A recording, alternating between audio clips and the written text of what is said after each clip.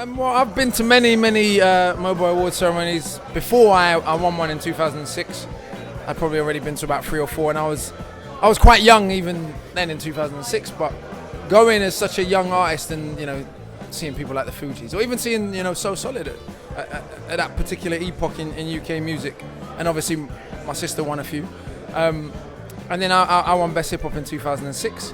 Which, as an independent artist, I think one of the things that Mobo did that I found really interesting that many other kind of mainstream platforms weren't doing is looking at the new trends in UK music. Sway won the Mobo the year before me, who was also an independent artist.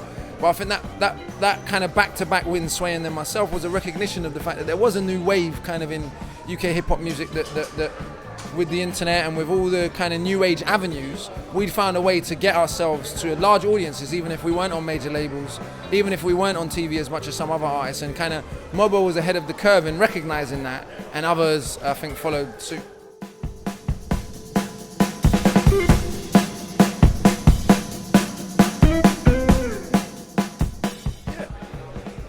Yeah, for sure. I think there as I was saying, there are not hardly any mainstream quote-unquote platforms where independent UK acts are put on the same level and given the same sort of platform as the big American artists. Whether it's at radio or other TV avenues, that's very rarely done.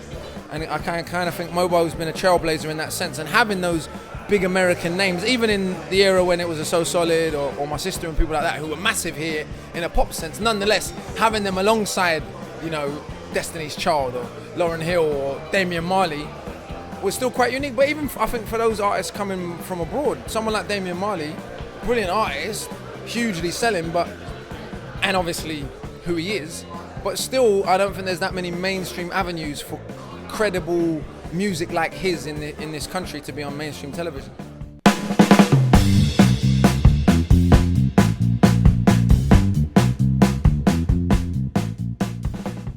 I wish, when I started out in the industry, I wish I didn't waste so much money, to be frank with you, in the sense that I came out 2004, and I wish I learned how to be smarter and I knew more about technology, and this is how it relates to money.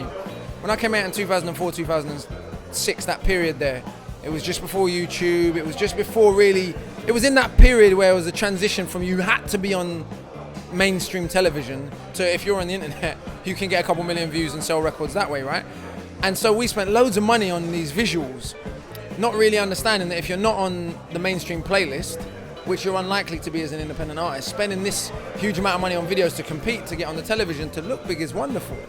But it doesn't have the same tangible outcome in relation to the monetary spend. You don't get as much bang for your buck, so to speak, even though it makes you look visually very good, and there's no way for me to understand as an artist what impact that had. I just wish I knew then more clearly what my strategy was. I didn't really realize fully yet what I wanted to do, and had I known that better, I think I would have had a clearer vision and a clearer plan. Had I known where the technological trends were going, I would have bore that in mind and maybe not shot videos on 35mm film, which is not the cheapest way to do it.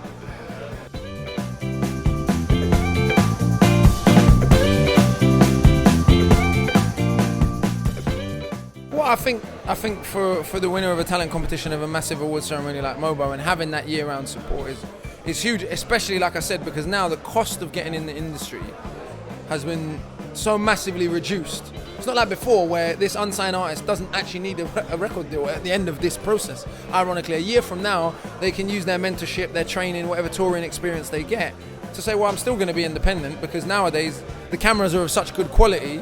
For £1,000, you can shoot a video that 10 years ago would have cost you 20 grand to shoot, which means you can get in the industry and look quite good for very little money and build a fan base. And having a support and a platform like Mobo will be very useful.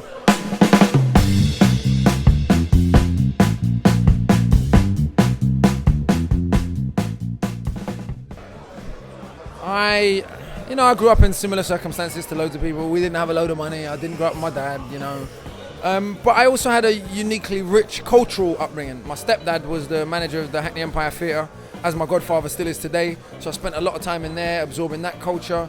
I grew up on reggae sound systems. Music was a huge part of my life growing up.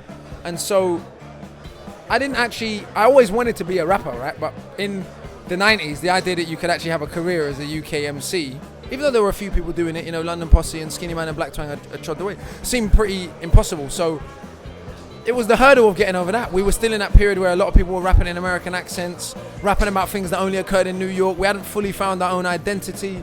And then obviously I came into the industry where my sister had already won 3 Mobos and 2 Brits and God knows whatever else. And there was the weight of that, you know, where a lot of people in the industry felt, A, I didn't really need their help because I had this person in my family who'd already been massively successful. But B, it was like, oh, what a gimmick kind of thing, Miss Dynamite's little brother. And so I deliberately avoided direct association. I tried to do my own thing as much as possible. Obviously I had nothing but love and respect for what my sister had achieved. But the way we grew up, you can't get your stripes off your bigger cousin. You gotta earn your own stripes, right? And so that was what that kind of was me trying to do my own thing and solidify myself. And so that was a big challenge. And the industry in itself is a challenge, you know, making quote unquote so-called urban music or African Caribbean music. There are still very real challenges in the way that music is put out and delivered in the industry, about the barriers within the industry, about perception, etc. And so as an artist that's chosen to stay independent, it's still constant challenges, but they're challenges that we embrace, and we've been lucky.